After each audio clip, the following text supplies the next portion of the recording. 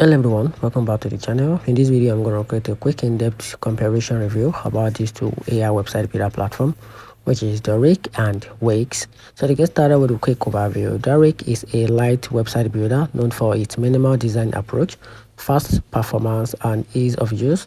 It has a recent added AI assistant features to speed up website creation, appealing to freelancers, creators, and startups looking for a clean, simple design without a code or no code. Talking about the Wix on the other side, which is one of the most powerful and versatile website builder now enhanced with Wix AI, which can generate entire website content and layout based on user input. It offers a deep customization robust with e-commerce tools, and it's ideal for businesses of all size. Now talking about what these two platforms are best at. So talking about Dorik.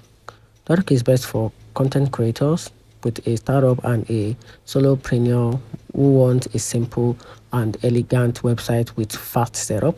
So talking about the Wix on the other side is best for small business, e-commerce brand, or a creative who want a high customization and a AI flexibility.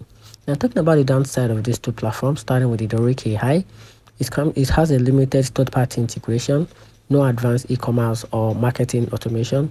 AI tools are more basic than the Wix AI system. Then talking about the downside of the Wix website, it can feel overwhelmed for beginners. Also, heavier website may load slower than Dorik.